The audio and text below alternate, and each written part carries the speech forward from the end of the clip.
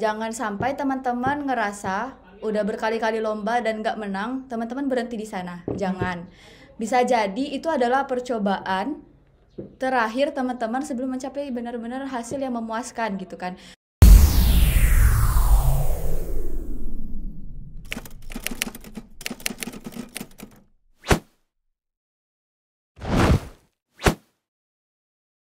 Halo Sobat FMIPA dimanapun kalian berada. Pada hari ini BEM FMIPA Unip 2023 mengadakan podcast X FMIPA Talk.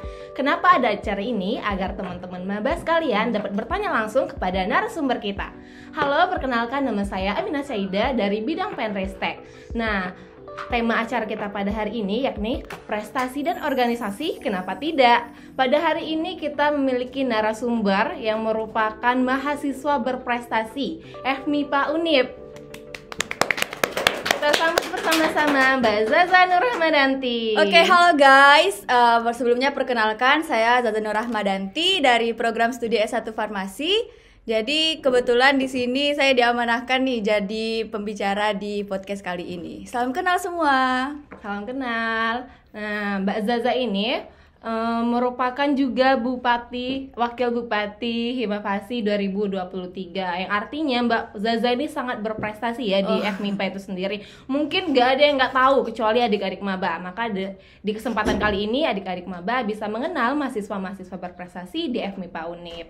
Oke, Mbak Zaza. Mbak Zaza nih pada liburan kali ini lagi sibuk ngapain sih Mbak? Oke. Terima kasih ya pertanyaannya ya Aminah ya. Jadi kalau selama liburan seperti manusia biasa, jadi kalau misal kita satu semester penuh itu sudah melakukan aktivitas dari pagi mungkin sampai sore, plus organisasi pun mungkin sampai malam.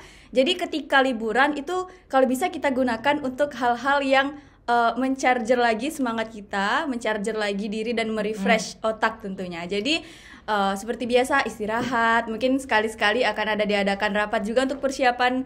Sekarang kan mungkin adik-adik tahu ada agenda PKKMB ya, mungkin kalau untuk kesibukannya itu sih. Oke, kalau boleh tahu Mbak Zaza ini asalnya dari mana sih? Siapa tahu ada adik-adik maba sekalian yang satu tempat sama Mbak Zaza. Oke, kalau Mbak asalnya dari Kota Bengkulu asli, jadi Mbak sendiri kebetulan nih dilahirkan dan sekarang tinggal juga di Perumahan Pinang Mas di Bentiring. Nanti kalau misal teman-teman yang ada dari Bengkulu dan kebetulan di Bentiring boleh say hi aja langsung ke rumah Mbak atau mungkin nanti diketok dulu. Kalau emang nggak ada orang ya jangan lari lah ya. Nanti mungkin boleh koordinasi dulu sama Mbak kalau mau datang. Oke. Nah, rumah Mbak Zaza ada di Bentiring teman-teman. Jadi kalau teman-teman mau berkunjung ke tempat Mbak Zaza dipersilahkan. Nah, yang kita tahu nih ya, Mbak Zaza ini merupakan mahasiswa berprestasi. Hampir tuh di mana-mana di media Unip tuh ada muka Mbak Zaza. Besoknya ada lagi muka Mbak Zaza. Jadi gimana sih trik dari Mbak Zaza itu sendiri untuk tetap on fire, tetap bersemangat di tengah hektiknya kehidupan perkuliahan? Oke. Jadi kalau Mbak ya, kalau misalnya untuk memulai sesuatu tentunya pasti harus ada modal nekat. Jadi yang pertama, prinsip yang Mbak emban ya dari SMA itu selalu keluar dari zona nyaman. Iya. Nah, jadi kalau misal di SMP dulu tuh Mbak tuh nggak pernah ada ikut organisasi, jadi kayak lempeng-lempeng aja gitu kan kehidupan sekolahnya. Nah, terus waktu SMA tuh mulai kayak berpikir apa ya bisa saya tinggalkan dan saya buat untuk berkontribusi di suatu sekolah itu. Nah, terus mulailah kan waktu ketika SMA itu mulai mau mengikuti lomba, mulai mau mengikuti organisasi dan segala macamnya. Nah, jadi ketika Mbak SMA ya, sedikit cerita nih teman-teman. Iya. Jadi kalau mau mulai itu, Mbak ada cerita yang mungkin cukup menarik kalau misal didengarkan. Jadi ketika kelas 10 belum pernah mengikuti lomba, jadi awal-awalnya itu kan disuruh lomba nih sama pembina OSIS gitu kan. Ya udah kamu ikut besok, kebetulan lagi ada agenda di SMAIT. Jadi agendanya itu ICC, ikut Creativista Competition. Terus disuruh ikut lomba dan Mbak langsung ACC aja modal nekat kan. Modal nekat tadi terus ngajak teman-teman. Ya, walaupun kita bilang modal nekat sebenarnya tuh perlu ada bekal juga ya. Tapi kalau misalnya kita modal nekat tanpa ada hal yang dipersiapkan itu sama aja bohong.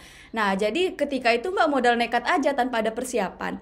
Jadi ketika modal nekatnya itu dinekat-nekatin, jadi ketika mereka membacakan soal, ketika itu kayak PCTA gitu kan, kayak lomba debat lah. Terus dibilang kan, pertanyaannya adalah apa itu ideologi Pancasila? Semua orang menjawab. Nah, saya dan kelompok saya itu sama sekali nggak tahu, padahal pertanyaannya simple kan, cuman karena sistemnya nggak ada dan nggak bisa, jadi ketika giliran kami, ini the real ya guys, nggak bohong. Jadi ketika dibacakan soalnya, saya cuman bilang assalamualaikum aja, terus 15 detik berdiri diem. Nah itu kayak wah, langsung kayak saya berpikir lagi kan, saya nggak bisa stagnan di titik ini. Dan orang-orang juga ngomongnya bagus-bagus banget sampai 2 menit dan segala macam. Dan tapi ada di fasenya ketika kita mau berusaha, teman-teman. Jadi memang benar ketika kita memiliki sesuatu keinginan, pasti itu tuh akan tercapai. Itu benar-benar banget. Karena ketika ada fasenya, ketika 3 kali lomba, 5 kali lomba dan segala macamnya, Mbak ketemu di fase yang sama. Bertemu dengan lawan Mbak ketika di ICC kemarin yang waktu diam itu, dan ada masanya Mbak yang juara 2, dia yang juara harapan 3. Wow. Jadi kalau misal teman-teman jangan pernah berpikir itu bukan basic saya, jangan pernah berpikir kalau misal saya nggak ada bidang dan basicnya di sana, jadi teman-teman langsung mundur. Jadi fokus aja ngembangin diri teman-teman, selalu belajar dari pengalaman dan keluar dari zona nyaman. Oke, jadi kuncinya untuk tetap on fire adalah keluar dari zona nyaman. Ya, nekatnya tuh harus dinekat-nekatin, tapi harus ada persiapan. Ya benar. Nah oke. Nah di balik banyaknya prestasi, nah yang kita tahu Mbak Zaza ini aktif dalam berorganisasi. Hampir banyak banget yang saya tahu Mbak Zaza ini ikut itu, dan lomba-lomba pun juga banyak. Nah, tips dari Mbak Zaza itu sendiri bagaimana sih mengatur waktu, atau pakai skala prioritas, diagram prioritas kayak Mawidi Ayunda, atau yang ada tips membagi waktu dengan cara Mbak Zaza sendiri? Oke, mungkin sama seperti teman-teman yang lain, kalau misal kita terlingkup dalam suatu organisasi atau mungkin dalam satu hari itu ada beberapa agenda yang bertabrakan. Jadi benar, udah dijawab juga tadi sama Aminah, membuat skala prioritas. Sebenarnya ini sudah sering didengar ya sama teman-teman. Nah, tapi kalau misal nih dalam satu hari itu ada beberapa agenda. Jangan sampai teman-teman kalau misal mengikuti agenda tersebut, kalau misal bertabrakan, jangan sampai tidak mengikuti kedua-duanya. Jadi kalau bisa, pertama kita datang ke hal yang di tempat kita yang sangat-sangat dibutuhkan. Misal kita sebagai ketua panitia, atau mungkin sebagai koordinator acaranya, tetapi di tempat lain kita sebagai anggota. Nah, pertama kita make sure dulu kalau misal di tempat yang kita sebagai ketua panitia atau mungkin koordinator acara itu sudah selesai pembacaan, misal kayak update bagaimana progres bidang dan segala macamnya. Terus baru nanti kalau misal setelah selesai hal-hal yang berkaitan dengan penyampaian progres, baru kita datang ke tempat yang satu lagi. Jadi jangan sampai ketika kita mempunyai satu amanah yang lebih besar, jadi sampai kita melupakan amanah yang kecil tadi. Jadi kalau bisa ketika kita datang 30 menit pun nggak apa-apa. Karena untuk kedatangan atau mungkin kehadiran agar tidak terjadi miskom dalam suatu organisasi itu sangat penting. Iya. Nah, jadi semakin banyak teman-teman berkegiatan, semakin pintar juga teman-teman bisa memanage waktu. Karena kalau kata orang, pengalaman tuh adalah pelajaran yang terbaik gitu. Jadi kalau misalnya kita bisa mengubah hal tersebut menjadi kepribadian kita sendiri, akan lebih baik. Gitu sih. Sebenarnya pun saya merasakan hal yang sama ya Mbak. Biasanya kalau minggu depan kita udah tahu aduh full acara BEM, mau nggak mau walaupun tugasnya itu untuk minggu depan, hari itu juga yang dikerjain ya, karena kita nggak tahu minggu depan itu full rapat kah atau bagaimana. Ya benar banget. Nah kan banyak organisasi, banyak prestasi. Bagi Mbak Zaza itu sendiri, kenapa sih kita harus berorganisasi dan berprestasi? Oke. Kalau pertama ya teman-teman, kalau bisa kita berorganisasi dan berprestasi itu ada dua dampak nih. Ada dampak jangka pendeknya, ada dampak jangka panjangnya. Apa itu jangka pendek? Jadi kalau misal teman-teman bisa lihat ya, rata-rata organisatoris kampus itu mereka bisa mengolah kata lebih baik seperti itu. Jadi ketika mereka memimpin rapat atau mungkin membuka forum dan segala macamnya kan terbiasa untuk public speakingnya. Terus kayak kita bisa mendapatkan relasi. Ini Mbak bisa kenal sama teman-teman dari prodi lain, fakultas lain, bahkan universitas lain kan seluruh Indonesia. Jadi di sana tuh kayak kita dapat relasinya dalam jangka pendek. Nah, itu kalau untuk organisasi ya. Nah, kalau untuk prestasinya itu kalau dampak jangka pendeknya apa? Jadi yang pertama, teman-teman bisa menghasilkan sesuatu, dan itu juga kita banyak belajar dari lomba. Karena ketika lomba itu, Mbak juga berpengalaman di di lomba itu maksudnya nggak langsung menang. Iya. Jadi ada pelajaran misal apa yang harus kita perbaiki, apa hal yang harus kita lakukan untuk kedepannya. Jadi kalau misal Mbak kan biasanya ikut lomba karya tulis gitu ya, lomba karya tulis ilmiah. Nah itu dampak jangka pendeknya ini bisa teman-teman terapkan ketika untuk skripsi, bisa untuk penentukan judul. Jadi teman-teman udah nggak kaget. Jadi kalau bisa teman-teman itu usahakan hal-hal yang teman minatkan, bukan hal-hal yang teman memiliki bakat di bidang tersebut. Jadi kalau misalnya kita minat, kita mengembangkan, kita bisa memiliki bakat. Nah, tapi kalau misal teman-teman udah takut, oh saya bukan basicnya di karya tulis nih, saya bukan basicnya di debat nih, jadi teman-teman udah mundur, jangan seperti itu.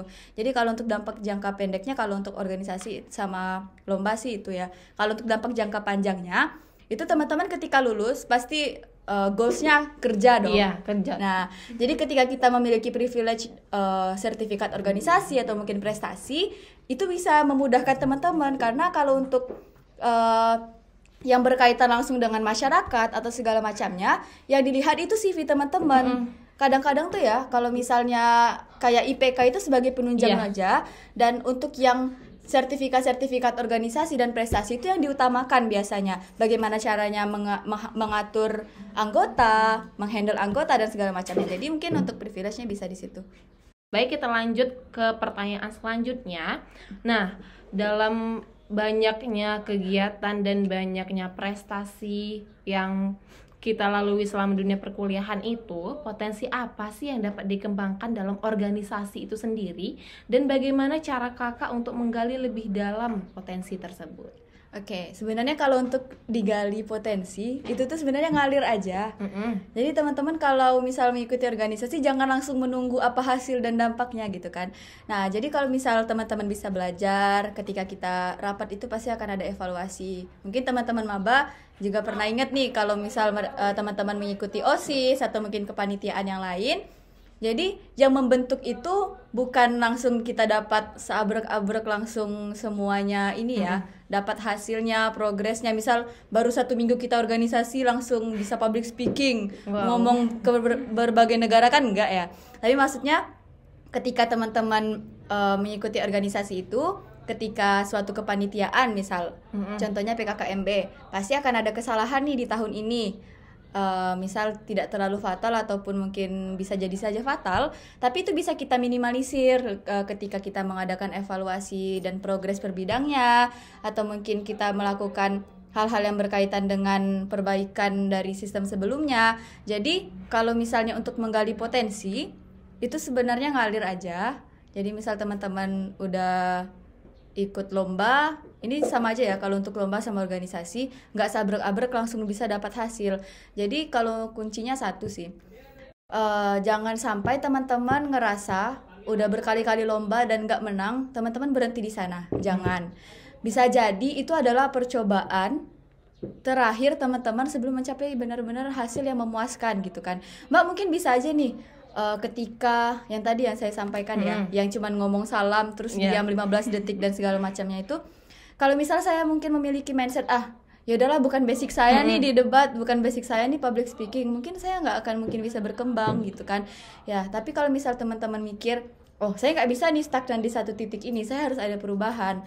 Nah jadi dari pengalaman itu sendiri yang menempah teman-teman untuk menjadi diri yang lebih baik. Karena ketika kita melihat nih, ada ibaratnya ya, kita analogikan seperti satu besi full balok, itu lebih enak mana dipandang sama teman-teman lihat kayak Gucci dari besi atau mungkin hiasan-hiasan dari besi. Itu kan otomatis semakin banyak tempahan, semakin banyak gempuran atau mungkin pukulan-pukulan dari proses itulah yang membuat kita menjadi lebih indah seperti itu. Jadi itu ya teman-teman, pertanyaan terakhir karena waktu kita sudah menunjukkan waktu 13.45. Kita persilakan kepada Mbak Zaza untuk menyampaikan closing statement-nya. Oke. Terima kasih ya Amina ya, sudah dipersilahkan untuk menyampaikan closing statement. Jadi intinya teman-teman, ketika kita melakukan hal secara yakin dan optimis kita akan bisa menyelesaikan hal tersebut, yakinlah pasti akan ada jalan menuju kesuksesan. Karena kalau kata analoginya itu banyak jalan menuju Roma, banyak jalan menuju kesuksesan. Jangan sampai teman-teman memaksakan, oh ya udahlah karena Mbak Zaza di bidangnya di KTI, Zaza saya juga mau di KTI. Jangan. Teman-teman bisa menjadi diri teman-teman, mendapatkan value teman-teman di bidang teman-teman masing-masing. Jadi intinya satu, keluar dari zona nyaman, modal nekat dengan tuntutan dari kesempatan-kesempatan yang ada. Mungkin itu aja sih. Demikianlah acara FMIPA Talk X Podcast BEM FMIPA 2023. Sampai jumpa teman-teman di acara podcast selanjutnya. Dadah. See you guys.